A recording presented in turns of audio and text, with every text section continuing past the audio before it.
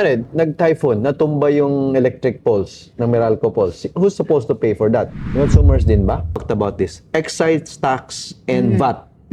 Why are we doing a doble cara on electricity? Sa other countries, pinag-usapan natin, subsidy pa. Yes. Diba? Inalagaan pa. And these are state-owned. Bakit sa private, nag-tax pa tayo ng doble? Hindi ba pwedeng tanggalin na yung dalawa? Back to SONA. Why did your former boss, the President of the Philippines, sabagay, former boss ko rin yun. Bakit tinutukan yung system loss? Sa daming issue sa bansa, bakit system loss yung pinili niya?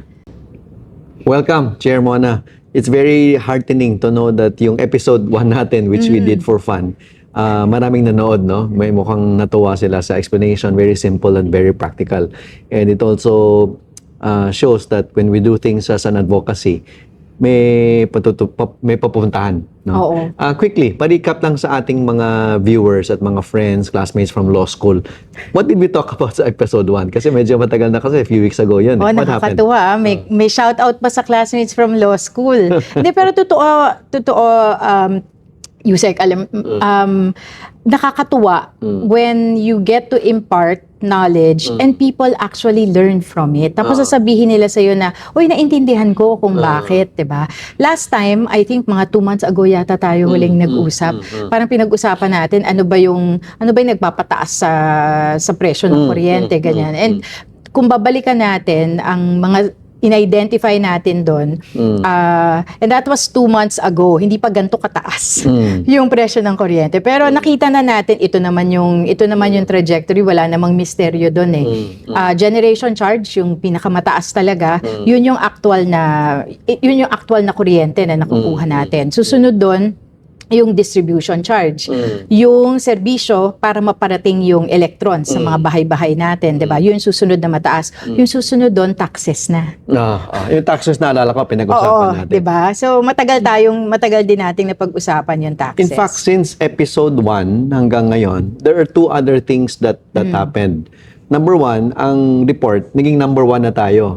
In Asia. Energy prices. Oo. Diba? Sana number 1 tayo sa Human Development Index, sa clean government. Education. Diba? Bakit ang number 1 tayo? Yung maling metric, no? Tapos yung pangalawang development is SONA. We're doing this right after the SONA, where yung system loss, pinag-usapan. Naging headline siya sa SONA. Ilang pinag-usapan, yun yung pinakamatagal daw na pinalakpakan yung portion ng SONA ng So what is a system loss, Chair Mona? System loss. Parang malinaw na simpleng terms eh. Pero yung combine mo, system loss, parang mahirap yata i-explain at maintindihan. What is it? Actually, technical kasi naman siya. Diba? Technical na term. So, portion nun, and makikita natin sa ibang bansa, hindi naman bago. At hindi din kakaiba yung merong system loss. Kasi yung paggawa ng kuryente, isang aktibidad na meron talagang tinatawag na inherent loss in physics. So, Heat loss. Heat loss, yes. Energy loss. Correct. Loss of hair.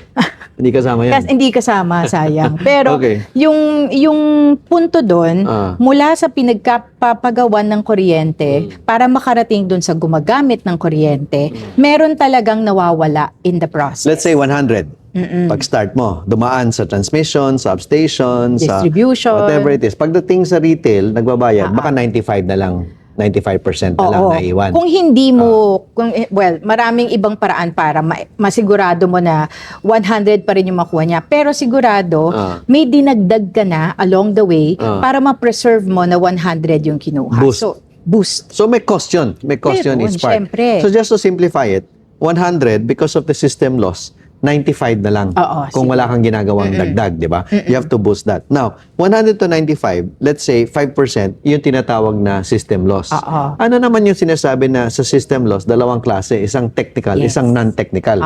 So, system loss is a technical word that has further 2 kinds.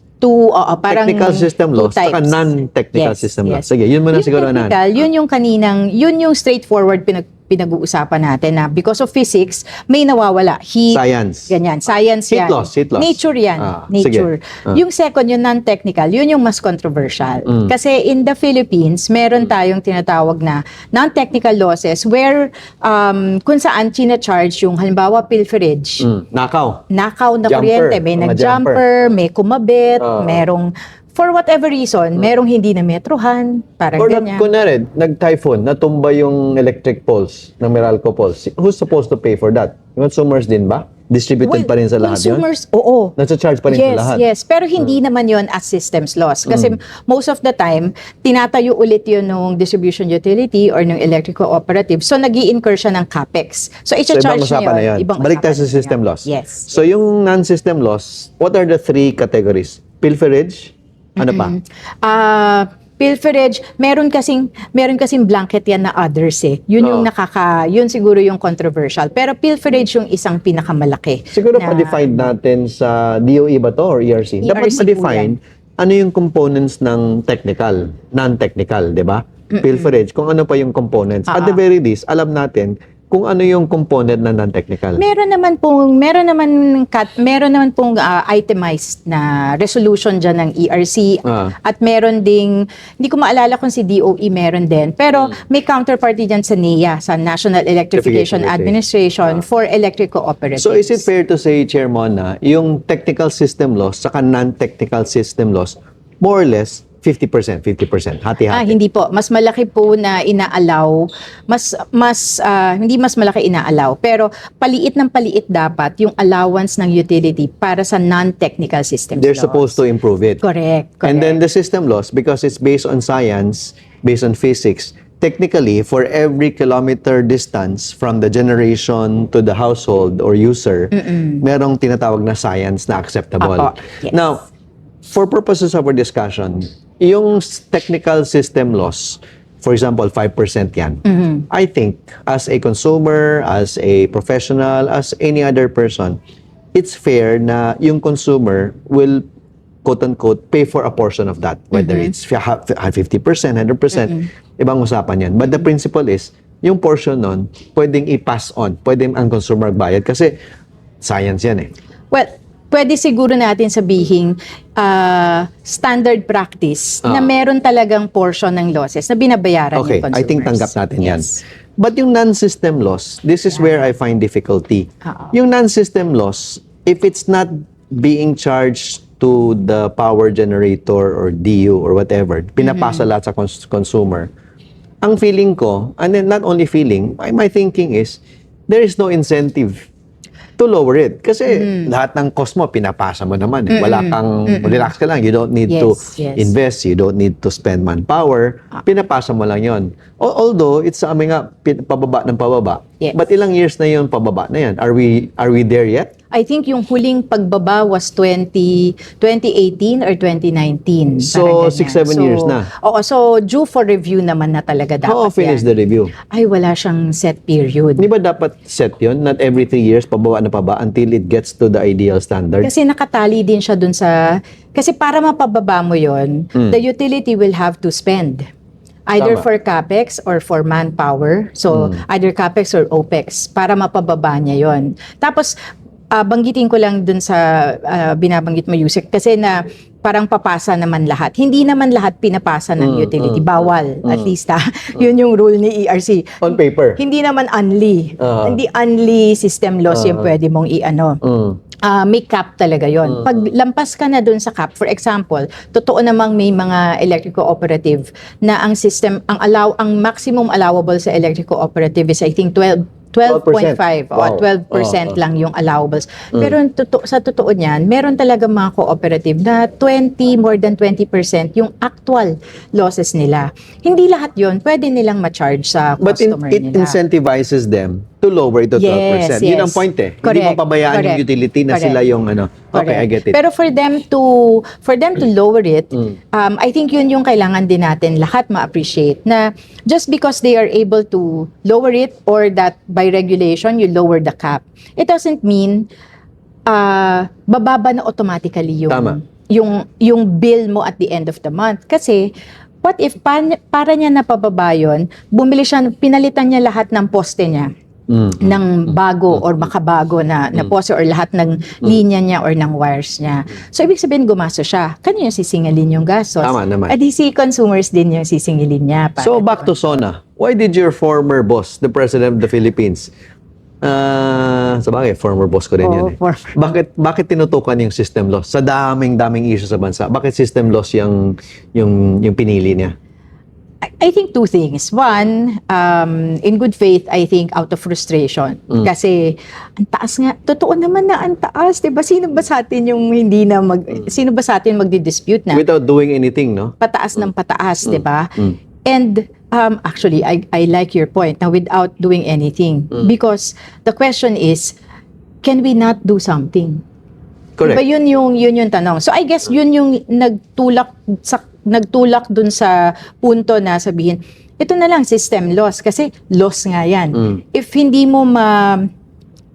mo mahimay kung ano ibig sabihin ng system loss, automatic, and nakaharap na ako sa Kongreso na tinanong ako dati ng ganyan na parang bakit papabayaran sa consumer yung loss? Tama. Loss yun. Parang ganyan. So kinailangan ko din magpaliwanag doon na meron pong portion na hindi natin maiiwasan yung technical. Parang ano yan, Chair Mona eh. Any business, kunwari, 7-Eleven, nanakawan ka ng soft drinks, charge mo yun sa lahat ng bibili sa next. Yes. Diba? Restaurant, nanakawan ka ng isang steak, charge mo yung piraso-piraso sa lahat ng ano. Parang hindi yata tama. Hindi lang siguro na yung nanakawan kasi medyo ano nga yun, 'di ba? Parang may something fundamentally wrong na pagbabayarin mo yung mga matinong magbayad. Pero hindi na walang kasalanang nagnakaw dahil hindi mo mahabol yung nagnakaw, 'di ba? Pero I think yung isang analogy din diyan, in a restaurant, just because you bought 1 kilo of cabbage. Pag niluto mo na, 1 kilo pa ba yung niluto mo? Hindi na yon 1 kilo eh. Diba? So yun yung technical loss. Parang ganyan. Now, after inutos na ni Presidente, and when the President gives instructions, it should be executed. Yes. Bakit narinig natin the past 24, 48 hours? Puro 1 year, mahirap daw tanggalin. Puro parang everyone saying na hindi pwede. Pati DOE, nahirapan daw. Why is it like that? Kung may utos ang presidente, tapos tama yung by right, by reason, dapat wala yung non-technical system loss. Or at least, ikat na ng kalahati. Why is all the commentary purong mahirap?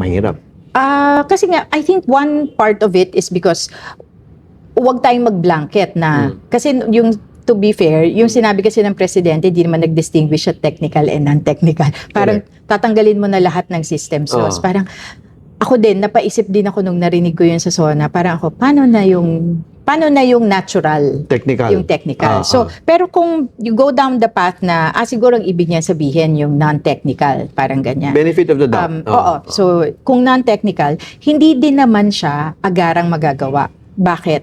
Kasi po, siguro yung mga private utilities, they have the wherewithal, they have the resources to invest so that they can lower and sabihin natin, absorb, sabing ganyan. Although mamaya I have a point there on the absorb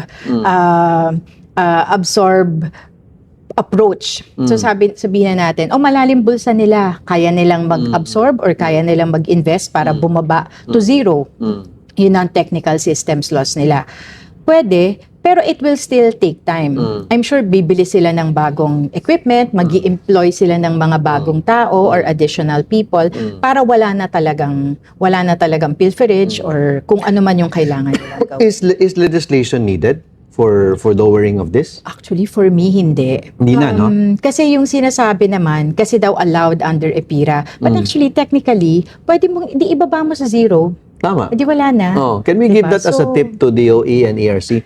These are technocrats eh. They should know eh. No need for legislation. Kung 5% niya, may utos si Presidente, then every quarter, 5, 4, 3. Then you cap it at 3. Diba? 2% na malaking bagay yan eh. I think yung option naman na yun, tinitignan na rin. Pero baka again, in good faith, baka ang inaaral nila absolute ba yung sinabi ni Presidente na tatanggalin mo na yan or pwede bang ganito na lang gawin natin? Nasa batas yan pero i-zero na lang. Hindi ba dapat may complete staff work bago yan i-announce sa SONA? Yan Kung what ang- exactly? yan ang Tapos hindi ko after that, alam. diretso na yung implementation. Anyway, that's Dati for kasi, different. at least nung na-experience ko dati. Diba? Ganun din experience ko. May staff work. So when you announce it, the next day, next week, tapos na, nagawa na. May work plan ka na. Okay, good. And then, mabalik tayo sa system loss. I think medyo nalinawan na tayo lahat. You just need to not bring it to zero right away, but at least progression. That gives discipline sa lahat na, magkayos na tayo. Hindi na pwedeng ganun. Babalik tayo sa component. We talked about this. Excise tax and VAT. Why are we doing a doble cara on electricity? Sa other countries, pinag-usapan natin, subsidy pa. Yes. Diba? Inalagaan pa. And these are state-owned. Bakit sa private, nag-tax pa tayo ng doble? Hindi ba pwedeng tanggalin na yung dalawa? The last time, I was saying, at least tanggalin yung VAT, like medicine. Diba? Yeah. At least tanggalin yung excess, mapili yung isa. Ngayon, I think we should push for more. No more tax on electricity. What do you think? I think the excise one affects only a particular subset. It affects those petroleum-based because that's the one with excise, the fuel that they use.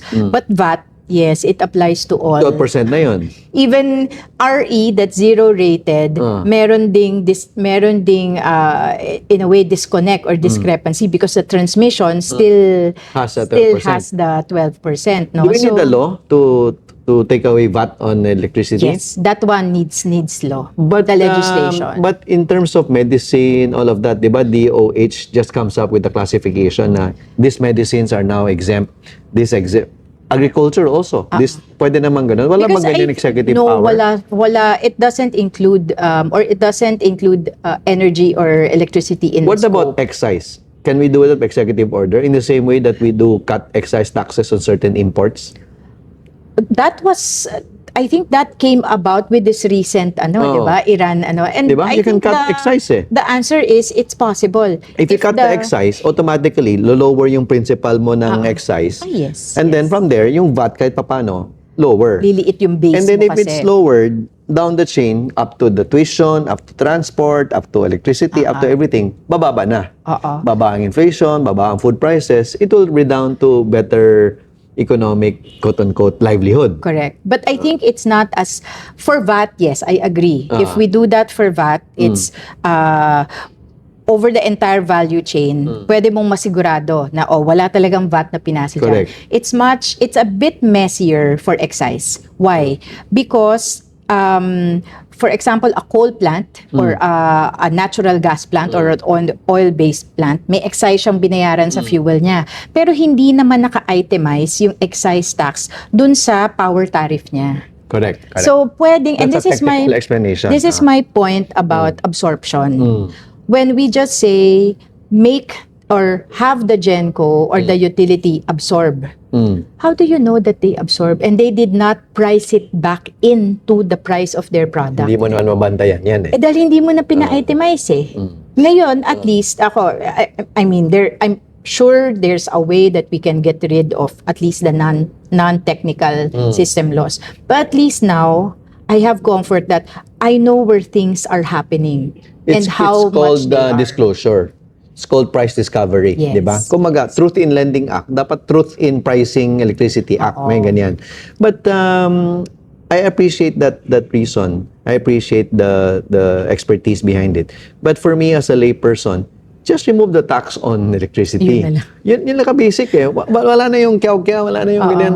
Or hindi ko lang alam yung fiscal. Well, actually, hindi naman kasi siya, to me, hindi siya black and white na either keep it there or take it out. There's a middle ground to me para naman the economic managers can also sleep well at night. But why don't you just lower the rate? Half. Lower the rate for VAT. Either it's lower the VAT rate for power, whether half or at whatever percentage will be either sustainable or will approximate. Sabi natin, since you want to take out systems loss because you want to lower electricity rates. Okay, by how much? I'm sure may calculation yan.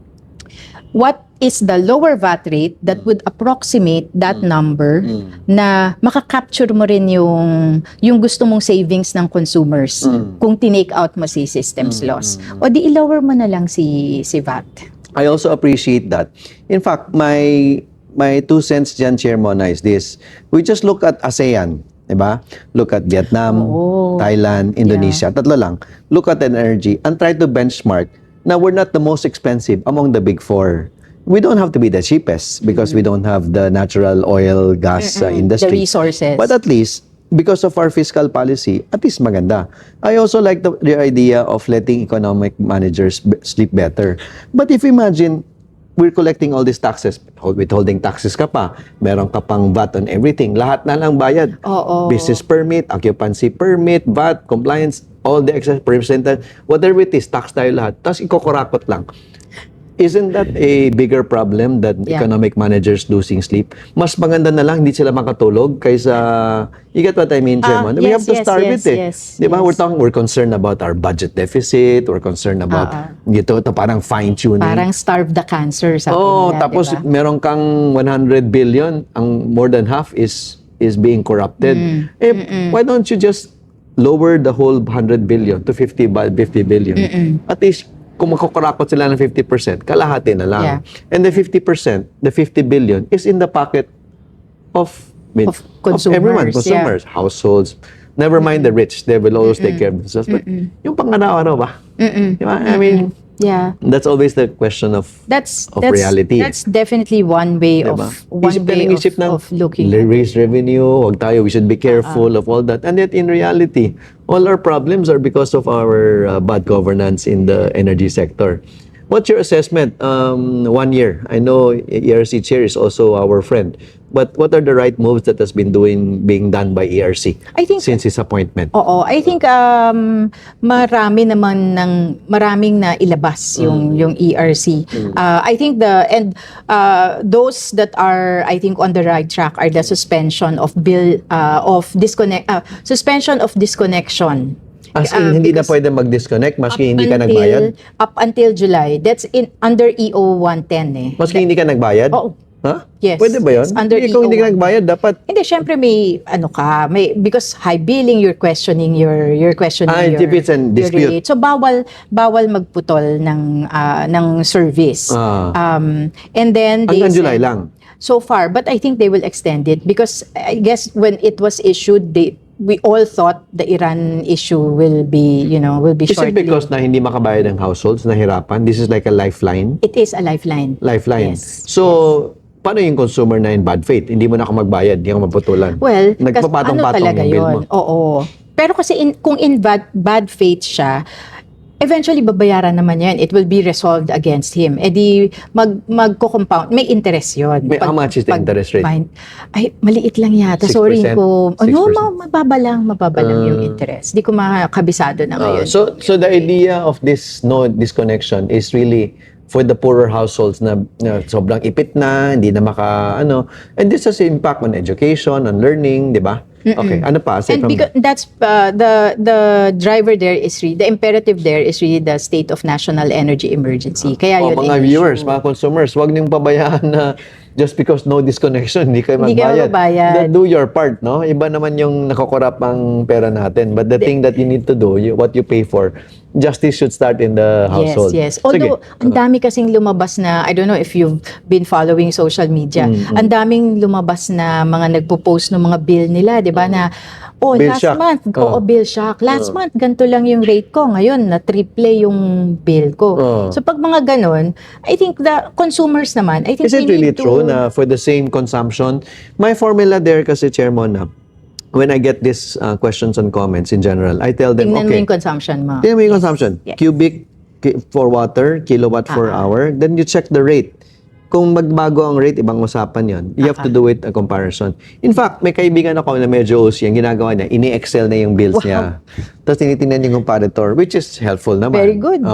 But the whole idea is, you should understand. You should level up. And this is what we're doing. Mas-segue lang ako, Chairman, na marami ding mga experts sa mga social media na nag-explain na what makes an expert in the energy, electricity sector?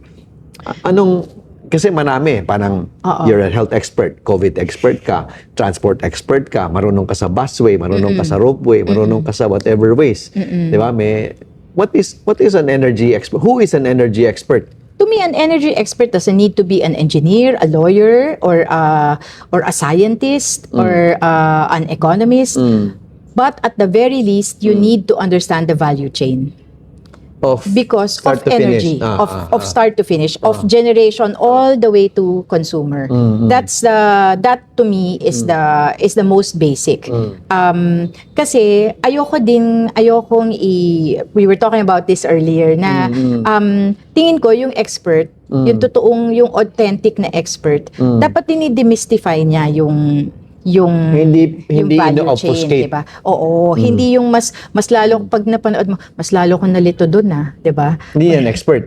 Hindi siguro impressive yung resume niya pero hindi naman siya Because expert. I also got a comment sa one of our viewers na nalilawan daw sila. Okay, aside from the suspension of the connection, ano pa yung medyo okay na moves from our regulator? Meron kasing, although the work here started earlier on, yung may updated na Magna Carta for residential, tawag na natin yung captive customers. Kasi meron tayong contestable, di ba? So, yung sa Magna Carta, meron na ding mas klaro na procedure kung question mo yung high billing, yung metro, parang ganyan. Yung notice requirement, very clear. Tapos na hindi ka required magbayad pag question mo yung high billing mo. Tapos kailangan, although ito dati na to, How do you question pala? you file, madali lang to. Online? Ay, opo. Can we show it sa ano? Oo, pakita natin yung yung process. ticketing system. There's an electronic, we started that in 2022 during my first year. Meron ng electronic complaint ticketing system. So you this is just Meralco side or ERC No, side? ERC. And gumagana ba yan? O parang BSP yan na magaling mag-market pero pag complain mo sa Hindi BSP, gumagana na to. one of these days Dati. we should feature the BSP hotline. Talaga? Hindi rin masyadong ano. Okay, and then so ERC, then sasagot. Once you ticket, hold na yung bill That's justification for you to hold the bill. to hold. Paano naman yung cash flow ng Meralco? Hindi naman siguro sabay-sabay yung million customer ni At the rate Meralco. that we're going, baka lahat magrereklamo sa high prices. Well, hindi 9 out naman of siya. 10. Hindi naman siya kasi ganun nga. Unang-unang titingnan mo is your consumption. If your consumption parang Parehas justifies the increase. Parang medyo wala ka naman yatang punto na magreklamo. But if your consumption is the same and yet titingnan mo ngayon yung multiplier sa kilowatt hour, parang bakit sobrang tumaas yung ko sa kapitbahay ko, hindi naman ganyan kataas. Aside from that, pangalawa, can we just name 3? Ano pa yung medyo okay na moves ng ERC? Well, at least ito, sinisimulan na nila yung, niresume na nila yung rate reset for the distribution utilities. How often is that? It's supposed to be every 4 years. Ilang years na ngayon? Pero, more than 10 na. Why is the reason? Di ba kung reset, parang telepono yan re-reset mo every so often, ina-update mo. Bakit ito parating, this is second time tonight in our episode, na parang due but hindi ginagawa. Due pero delayed. What's the reason? Mahabang history yan. Nung nag-ERC chair ako, I also looked into the parang the developments or the circumstances behind the lack of reset. And yung isang nakita namin nun, and we reported it public naman to, we reported it to Congress, na there was a time the reset was supposed to happen, pero yung rules nun dati, nagsasabi, ang dapat mag-publish ng reset rules ay si regulated entity. So Meralco and all the private DUs. If they don't publish, hindi na nangyayari. trigger. So ganun ang nangyari. Hindi nila pinublish kasi daw Ganun may lang? mga question pa sila. So, hindi na nag-reset. Is it in their favor if it's not reset? I thought it would be in their favor for the regulated entities to keep on resetting. That's where Para taas ng taas. That's where the dispute lies. Because of course the utilities are saying, why would we prevent the reset? Yun nga, parang 'di ba gusto namin Pataas na ba? ma-update Wala namang pababa yan yung rates namin. Pero wala namang nagreklamo dati. Recently, nung napag-usapan ulit to, I think it started during my time kasi inopen ko ulit yung reset, including the NGCP one. Yun, so nagsabi na sila na, but we really wanted a reset, parang ganyan. Pero, makikita mo rin, sabi ko nga, pag inaral mo yung financials, mukhang hindi naman sila in the red. For Bakit kaya, no? over Parang those, mystery yan, over maraming those mystery yan years. So can we close muna, Chair Mona, yung sa SONA? Aside from the systems laws to be addressed by the DOA upon instructions to the President, ano pa yung energy or electricity related sa SONA? Actually, madami siyang sinabi doon. Ano pa? Ano He pa yung mentioned, and I'm glad that he affirmed na ang trajectory talaga natin, renewables na. He said, we're close to attaining the 35% target RE by 2030 and then moving to 50% by 2040, sabi niya. Sabi niya, we're exploring also hydrogen as an alternative fuel. And then he said, ito yung medyo controversial, pero actually dapat hindi na. Sabi niya, and we're taking a second look at nuclear, sabi niya, as an option. Naalala ko nga, nung binanggit niya yun, actually we already have the PhilAtom bill, PhilAtom law. Hindi na siya bill ngayon. Batas na yun. Batas na since last year, I think. PhilAtom, parang PBA, ano yan parang PBA team. Oh, no. Pero siya yung magiging regulator kasi For all things ng nuclear. ng nuclear standards, parang ganyan. Hindi What pa about lang the PNRI? Di ba may Philippine Nuclear Research Institute tayo? I think that will continue as a research arm. Hindi siya na-absorb ng PhilAtom. Ang alam ko hindi. Si PhilAtom kasi, hindi, parang part na nga siya ni PhilAtom as a research arm. But Alam ko, this is PhilAtom a pet regulator. advocacy of Congressman Marco Huangco. He really is a big believer in this. In Yes. fact, we went to see the BNPP. Structure was okay. Sige, please continue. So yun. So I Aside think from yung nuclear, I think yun yung mga sa pagkakaalala ko, yun yung mga focus niya on energy. Any other thing you want to touch on SONA that deals with energy governance? Siguro sa banggitin na rin natin, although hindi kasi nag-specify si Presidente na he was calling on Congress to do an EPIRA amendment. I think he mentioned it in relation to system laws. Pero pag binuksan mo na kasi yung EPIRA, Lahat na. di But I ba, thought ang daming aspects There's kasi been a ng draft EPIRA. bill on EPIRA for a long time. Di ba? EMIRA 2. No, not really EPIRA 2, but ang naging approach kasi ni DOE since 2022 is to do a phased-in approach for EPIRA Parts amendment. lang, So, ang una doon is ERC strengthening. Yun yung in Congress na kapag third reading na yun, naupuan ko pa yun, I mean, umabot pa ako doon sa nakumpleto namin. That should be yung third passed first. reading. Yes, pero wala pa siyang, Senate. sa Senate wala pa, hindi pa umandar yun. That should be easy. With Secretary Joey sa SEDA. As the alam niya. PPLO. That should be easy. That's Yeah, because he also sat in the committee, in the TWG work Saka for the administrative House. bill yan eh. That should be easy to pass within the year. I think yun, importante yun. Sige. Yung ERC In the strengthening. phases, how many phases yon? I think 4. So, ERC strengthening and then ECs, yung electric cooperative, anong gagawin? Yan, isang din yan na I think deserves very serious consideration. All the anti or the cross ownership provisions or anti-competitive provisions in Third leg yun, EPIRA. third leg yan. Yun. Oo. Tapos I think yung huli yung all others na. Walang change on the NGCP transmission. I think kung maaalala ko, papasok siya dun sa discussion ng competition or anti-competitive kasi it's a monopoly, di ba? So at saka ang nangyari kasi kay NGCP, di ba? Merong cross-ownership provisions on EPIRA, but it was amended as it applies to NGCP under the NGCP franchise. Correct. So, Chair Mona, thank you for the second of hopefully 8 of series. And our advocacy is very simple. We want to explain why energy prices are high and what we can do. Yes. Hindi lang yung explanation na bakit tumaas, bakit taas, bakit pinakamataas tayo sa Asia. What can we do, you and me? What can government do?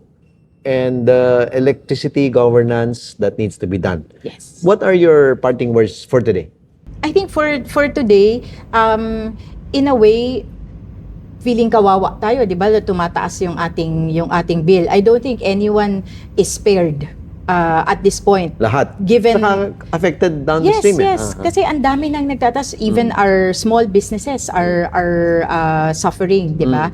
Pero I think yung yung positive spin or positive side of all of this is that now we are all more aware. And Wow, we you're want really an to, optimist, ha? and we Mas want to tumaas. understand. Kasi sabi nga nila, 'di ba? Do not let a tragedy go to waste, 'di ba? Tama, So, ano bang pwede nating matutunan dito? And keep asking questions, keep being curious, keep putting your utilities, our government officials, put them to the task. Siguro for our next episode 3, we can talk about energy saving tips. Pero hindi sige. yung simple lang ng Papatay ka Ten ng Commandments. ilaw. Hindi ganun. Hindi. We're beyond that eh. And I think from there we can also respond to questions, no? Kung our viewers, kung you have meron, yes. specific questions or disputes or anything that we can bring to attention, we can run down because I think we have enough questions and comments from the previous episode. Good. Sige, maganda yon para mas interactive. Thank you for your time. Salamat. Bye-bye. Okay.